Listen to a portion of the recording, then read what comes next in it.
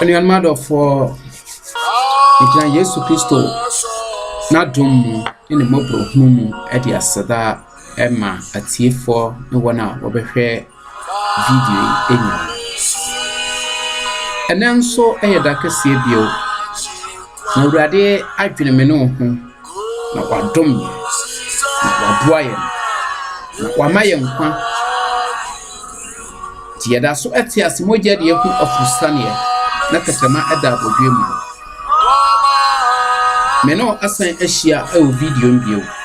Emmanuel Ankoma na wate meni na nuanom se de da ye no meno eba bandwedwen Yankopon asem a wonam so bo wiase asem a wonam so ye bibiara asem a wankwati anyahwe no eno na meno ba be che enansu amesrew se wanito video so a ombra kakra ohohom na wakoma facheme na tie Yankopon asem facheme kakra na nisa ayemu no Yankopon mabruhunu beso so na asam na wotie no na obetumu anamo na obema wayinhira na de obegina baabi a ekono na efata awie bre Yankopon asem we ena bema wani ada ho Yankopon asem we ena bema wa mra yewom ene ne eba ena anamo na asese utu ti anuanom mempo asem no se wampo asem na awurade empo na se wunya mre e de ma asem se obetia awurade so benya mre ama no obetie um pipe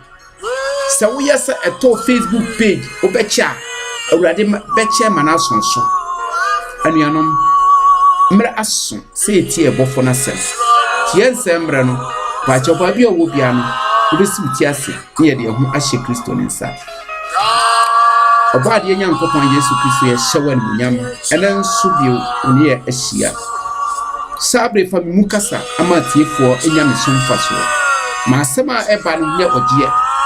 na wona obetia ode wo beto so no nye mu nhia wonya mu chefa onya gina brepa awie ebri kwapum so beba wadu nti amen ani anmadofo me no ekasa yenti a me no ekasa bio ena nso Yankopon adomme na odi asembi atumakoma so a me no eba beche nti mesro ba biara wo bia no mesro se obenya mre kakra edi ama me se de midi kankan no na me no adwendwen asemi hu na mpacho masemti awa me de ban se hina nipa efri ba asasi so na hina nipa besan akọ eno na me no ba adwendwen hu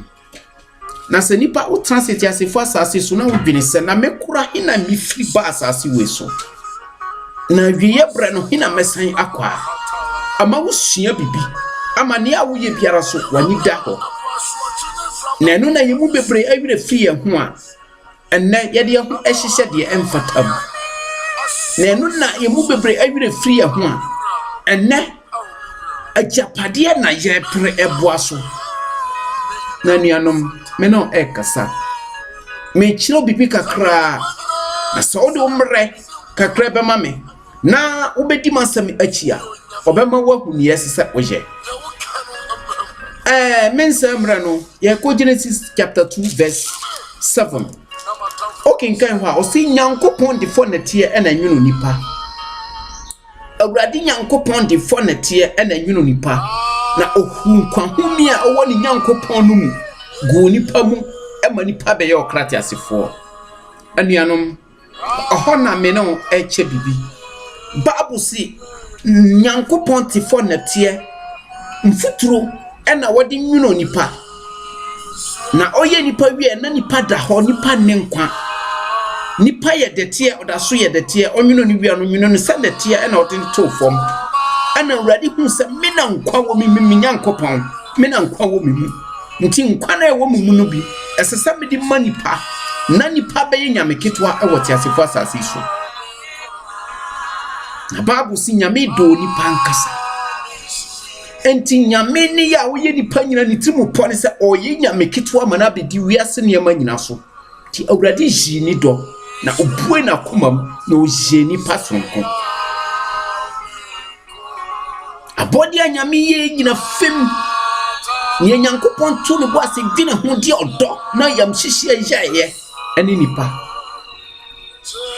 enti ohun se ampa odo nipa nti ne humi a ewo ne munu bi na ohunhu mu e ma obeye okrati asefo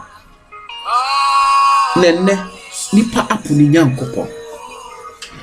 nyame a oboni nipa se ne seso ni ne suban so no ene nipa apu no ene nipa di akohwie achi ene nipa di bosom achi ene nipa di nyame huhuo achi ene nipa apu ne bofo ene nipa nkaya awurade bio ene nipa mfa Nyankopɔn enye hwe anuan ma dofo ayefo netie na awurade de nwino fam netie ena Nyankopɔn tie ye no de nwino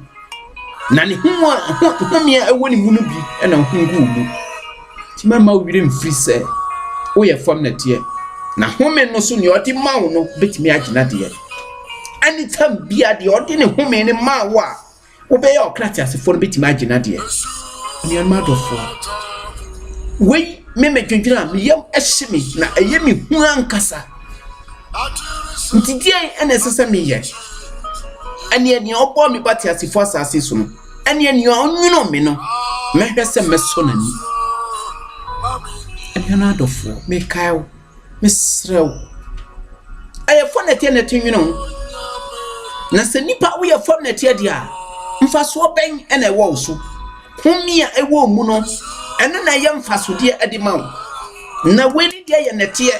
na humi no so obrade na ade mawo ono na obeje ti mesrawo menuanom ba bia owo bia no ebia na wonim ebia na wonkan tresemi ebia wokan ye no so ama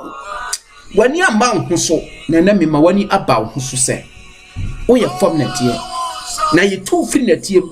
na sa obrade gine humi no so a na tiem ena obesan akọ ti susu ma wo so misro to su pegya wo ho misro susu tete wo ho kire nipa wo ye netie na ya adom ene mobro hu bi ena asonso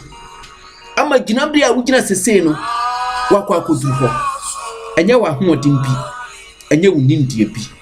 eya adom ene mobro hu nti babia wadura ene wunim se wo de wo chen so ama wona wo wase utiti wom no wona wo wase wo fa wonya hwe no ne tie kura na yeti bo wo no ebia na yeti bo wo nua na wo mfa ne hwe ne tie yeti bo wo nua na wo bu na nimtia wonim se on dia ayem oye ade bi kura wo wani so no sa na tie ni bia ana yeti bo na humi kura nyame humi gu mu no sa humi kura ne abi ena Nyankopɔn hu gu nua ne mu anadie ntina nipa timi chini nia kotwa ne tiri ahunya die ntio die ntina woni nua wa adwuma mu a owo wase because also opese okosoro ese die ntia ye bokro no because you nsura urade ani amado for make a sacho assassin na tie ene etunwino ohoso ena obesan akọ nti mebo akoko anuan madofo misra moma ya nimra ye hoso yenson ye bofo esansa okenkan John chapter 9 verse 4 na oka bibi kire ko osi ade chi wo hoi esese ye den ye de osman na adwuma na esom bi beba ni pantimi nyemu adwuma tini se esore se ya na ye mhihie pa eni ba be gina video nanum ebo Nyankopɔn anu asem da brodi kira anuan madofo se oni ma wurade a misro hwehwe obofo na ma kira ne obo ni otim fo na tianwino no ne ne humi ni bi ena odi ma wa ne wutim kwaba no obetimi agena de na Bible say ne yeye woti asifo asase su nyina no akire bebu hu atai misro ma unyuma enye kwa na Bible say nipa Nyankopɔn obo nipa wie no nipa be ya so odena nkasa ne awurade kan ye bia nipa antie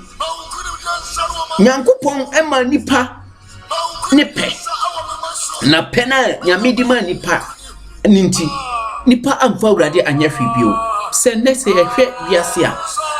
Isan say we are boni anyame ema ojam firi so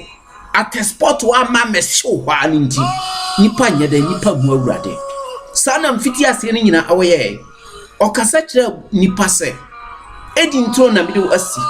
adie biara wati asefo asase so mede ahye wonsa diamond gold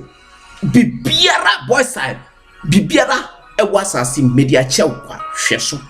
isan se mayem nyame ketwa ewa asase so diade nyina so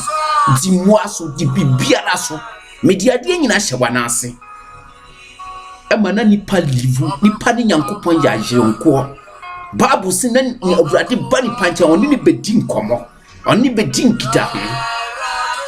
na nipa ya so odene pe ena yenene edo no etete enuan madofo nyame do no da so wo ho emma wona wusu nyankopon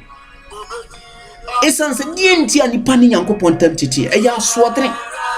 je okanchira adam ne yide se ma mo nye no a mo ye no eno na ma nipa etan beto nipa ni nyankopon tam enti se na wote me ne na se boni bia uwom no wo ya wadwen so obetwe ho afrimu a woni nyankopon besan aya ayonko woni awurade ayonko fa no besin asan atoa na awurade be very close to you enti no ubeti nyame ne na awurade be kira ona kwan eson se nyame kopon onfa ne hunhunta atenenefo nti sa adbonyefo na awurade ntimi man wo mo nti baabo se waye boni wiye no esam boni nti na ade tan abeto mini awurade ntam nti ho na awurade kan se nipa no okenkan Genesis chapter 3 verse 22 a osi na awurade kan se nipa no abeye se yemu baako eson se yeni nyame agya oba ne hunkonkon nti na awurade kan se nipa na abeye se yemu baako na wahunu papa ene boni na ni abue enti de ebeye ne se yensi ni kwan se de obeye ankwadua na osi tru mimfimfiri no ontre ne nsan kosom na watrance forever me kire obibi wo ha nie me pesa me kire ne se nkwadua no awurade asi nipa kwan amana ntibi ani nti de nipa be yeti asifo asase su biara ontre ha forever awurade beje ne humi afiri ne hu na ohuna we besan akwata akonatim enti nipa susu kira wo ho susu ma wo ho so ajapade bebreba ye pei ya de ko he enne opin hot mi kasa kire ni nua emani ye papa awuran anuanom wiase kobone na ye de yam hihia ene eboda wurodi a kire wo na mi ka bi kire se sensani nsase kabomu a ode bonye ni benya na katua tisa otiti asefo asase so a mesrawo twen ho firi bone ho anuanom bone ekum nipa kra mesrawo bone nti ayeti ase awuo enti babu sin na nipa ye bone wie no hu nyankopon no na odwane obi a no ne ya yonko no nipa bedi nkomo no bone nti yentamu atete enne yemu bebre ayeti ase awuo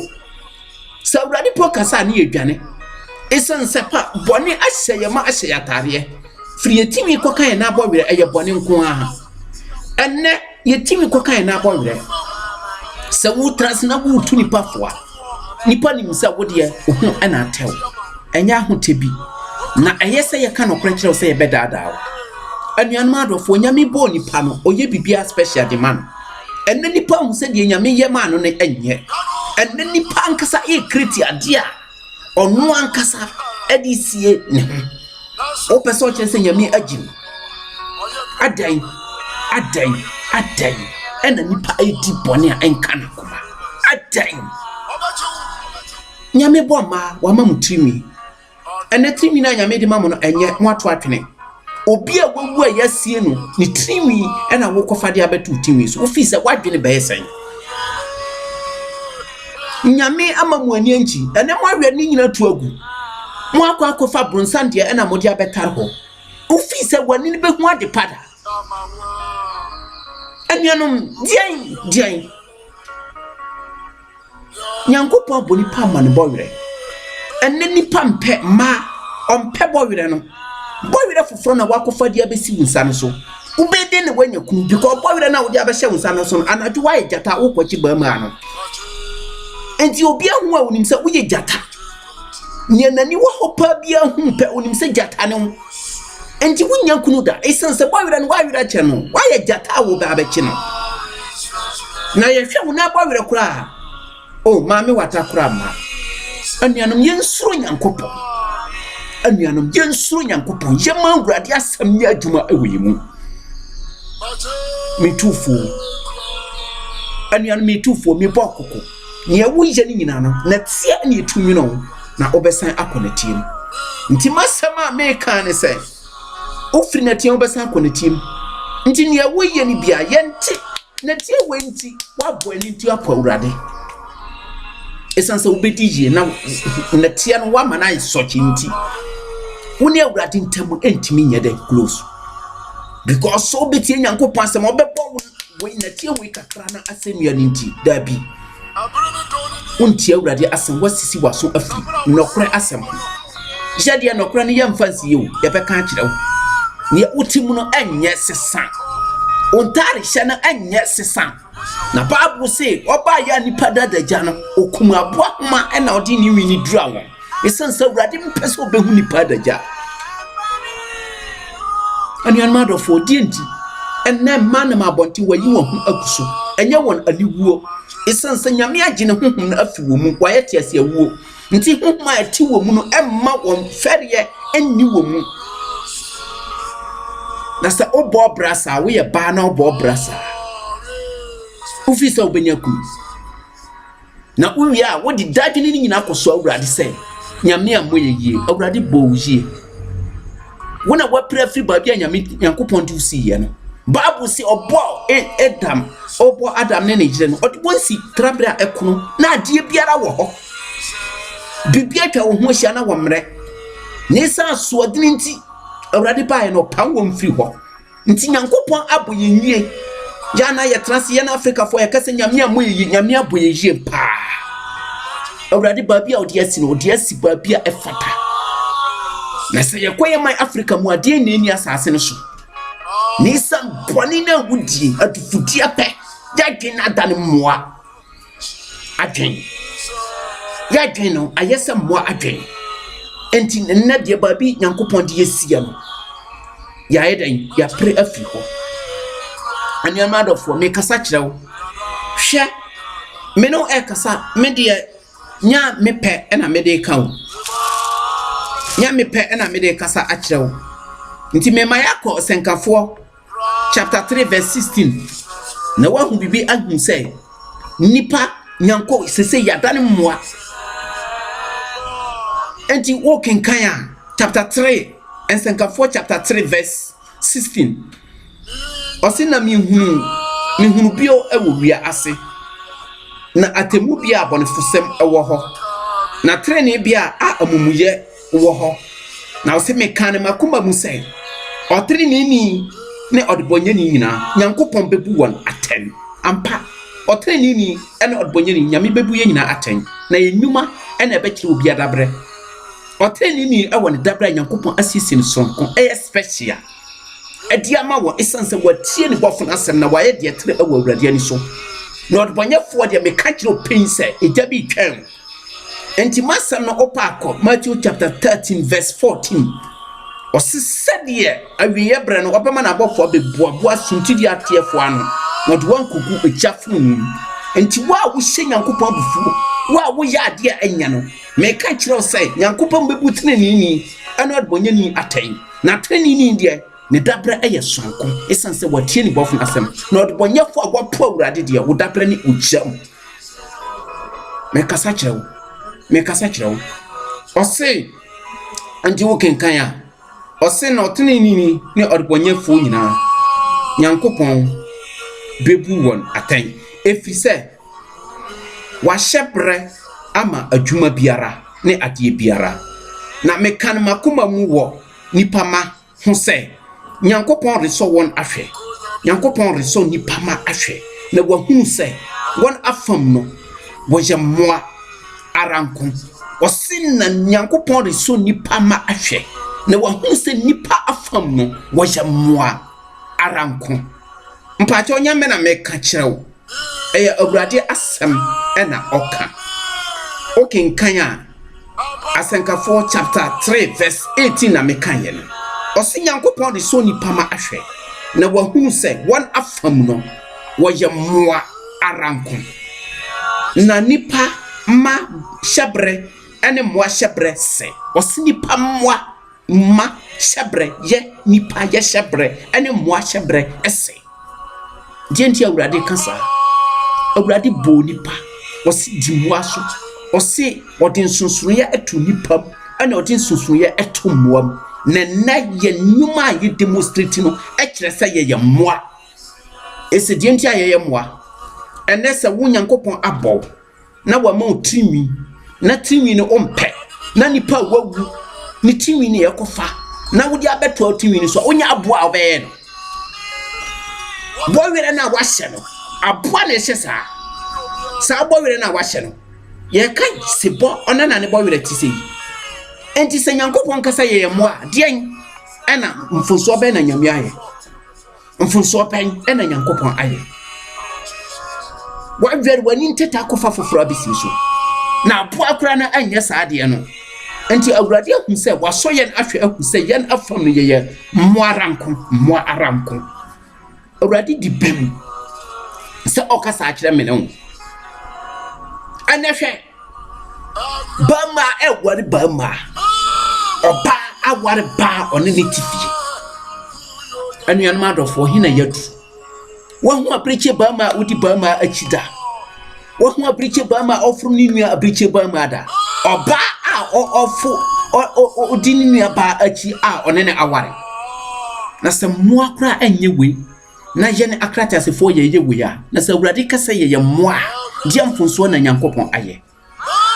na anuano mekenkan akọ osina nipa hyebre ne moa hyebre eyepe na se oyi wuotie no se na weiso wo etie na honhom baako na wo nyina ose honhom baako na ye nyina ye wo honhom baako na moa eni nipa ewo wati honhom baako esansa na tie na bi ene ye tie aboa honhom baako ena awurade odigu ye ne muamu ose honhom baako ene ye wo anuan madofo me show bibi ama wahu na se honhom baako na wonyina wo na kyenya nipa de bekyeng aboa ni ho wose kyenya nipa de bekyeng aboa ni ho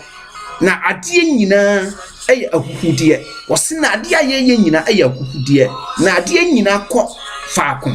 ade biara efiri dotiem na osan kodetiem osi ade biara firi dotiem na osan kodetiem anuan madofo Nyankopon na ekasa kire nti minu madofo yema ya ni mrai nso na mra ne ekobone mo ene mumfa awurade nyahwe sika duro ahomone ena mudi akire sa mbanyam ahunyade no wode kɔ hena wode ahunyade wode kɔ Bible sin Nyankopon boni pawia onu ne ho oka Genesis chapter 6 verse 6 ya o se awurade nu ne ho so boni pa esanse nipa nyuma nyina ayebone nipa pedie nyina ya huhudie ti awurade aboni pa awurade nyamfaso biara amfiri nipa so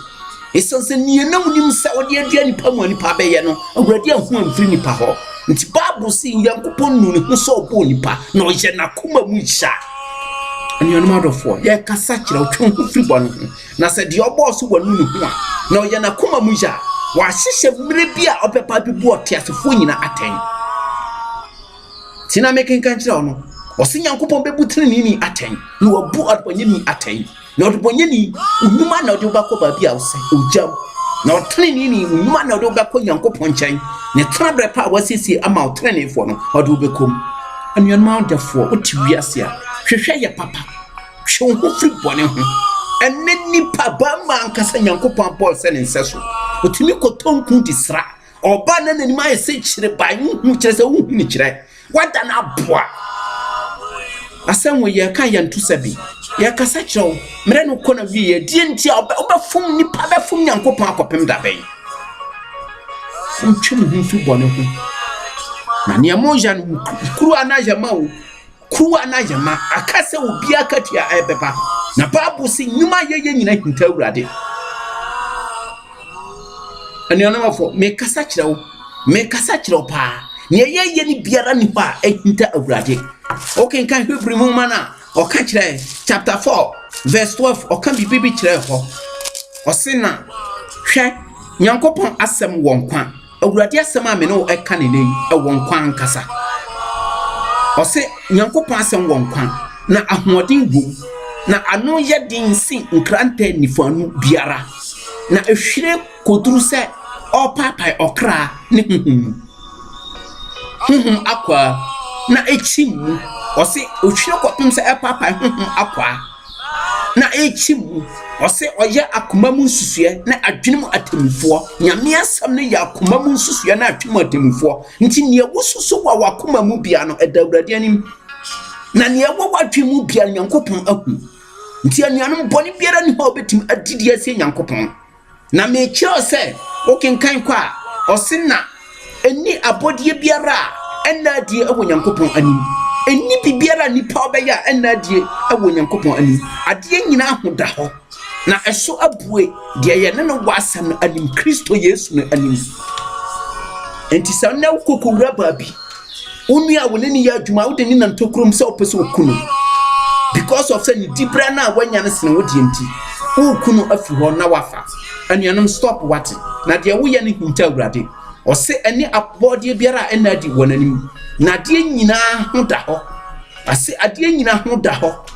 na so abue de ne wasa no anim enti de wo ya asie bia no ho da ho wate hinta Nyankopɔn wona wusisi gimi nti wusisi se de wo ye na akita Awurade eye gimi na wagimi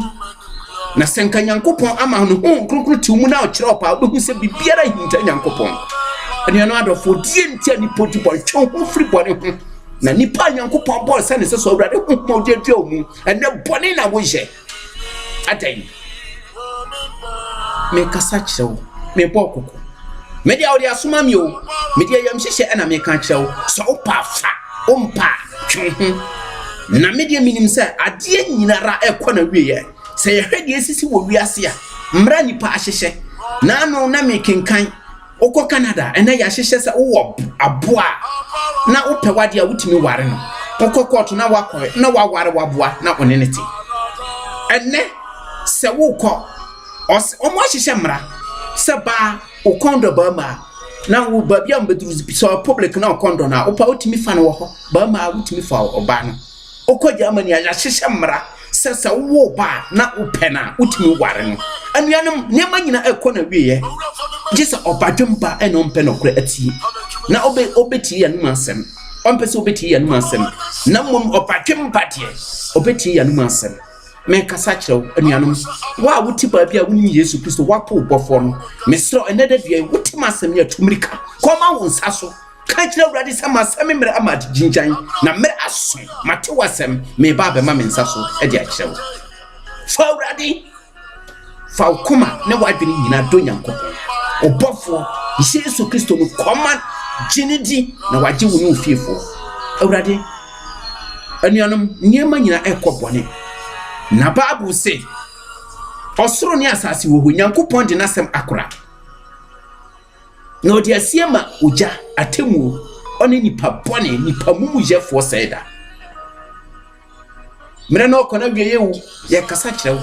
ye wotimu biara no menu atwe ho na mre bi ba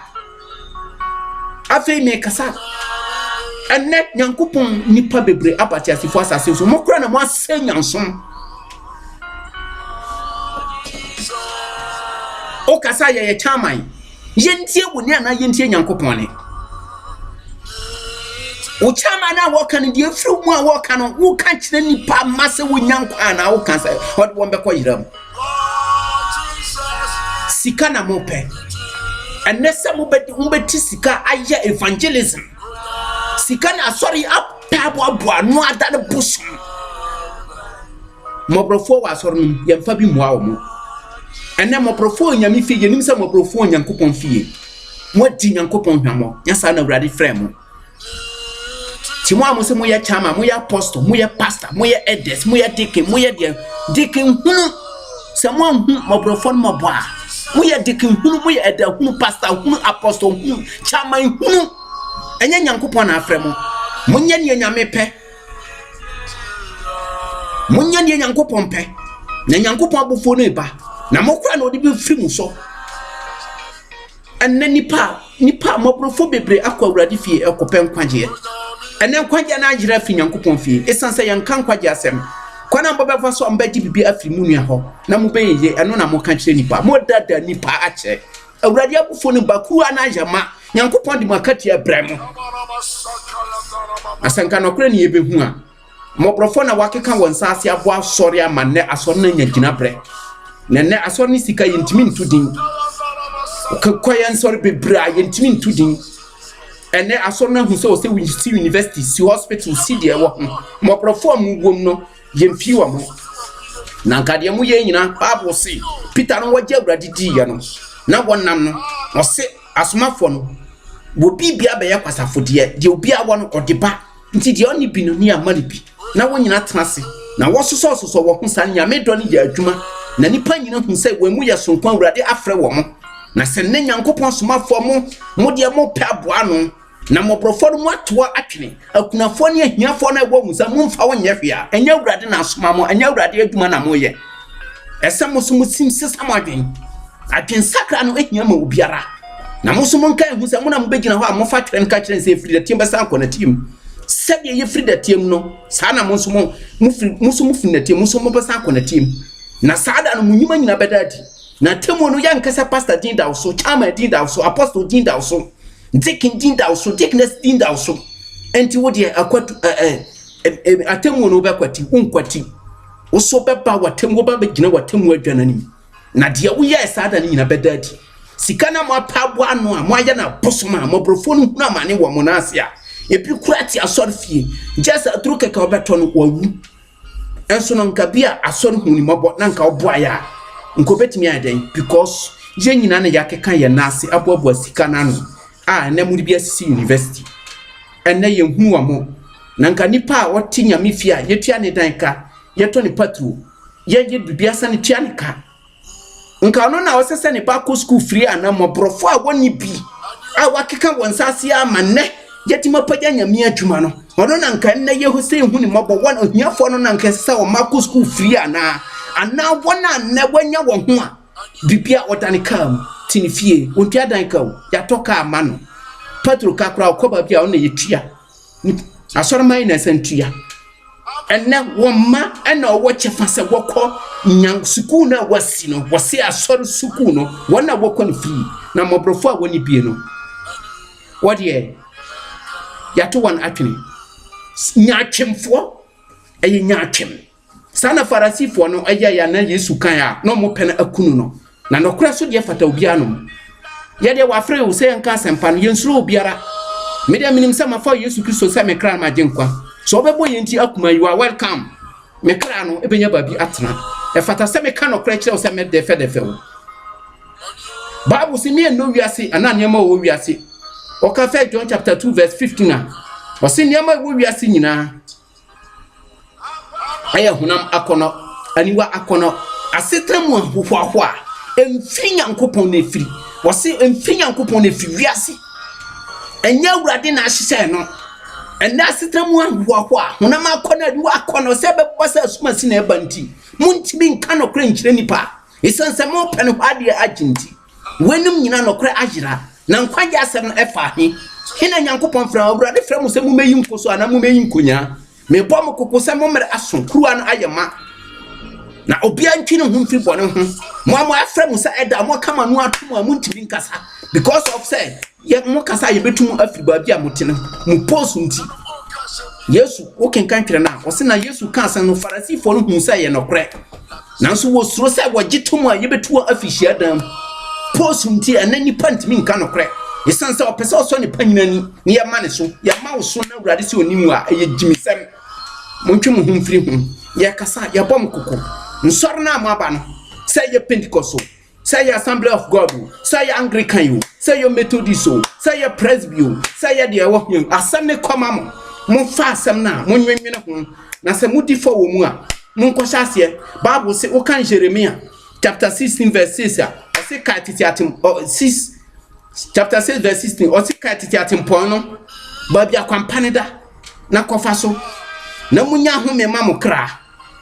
na se mo ye de awurade pa awurade be hu mo mobo na nya sase ne an be kwa akopma wie ye dia ene mo ayira ene mene mo kasa masam ne se mo firi he na mo besan akọ he na ba bia ye firi no ho na sese kai ni tuya na mo se de ese na fata awurade mesraw eyuma no lankoma na wate meni nyame anhiraw se watie masem na ne obeti na odbe bobra na obetwe hu afibone hu awurade mboa so wotie wei na wotwe hu afibone hu jasika dro wunia na wukum moja na wofie tubu no fo ahunyade na wobegya no akwasase so okay kan Matthew chapter 24 verse 35 osi osro ne asase etwam na mom dia betra ho nyame asem na asem so kire se do wunia ye papa wankan kire se kunuia na nya sika wankan kire se sisi wunia na nya ho wankan kire se jankwaja asem na yi nkonya mawie nyame nhyirawo abo a no nkan ho obesante me nkan bio bye bye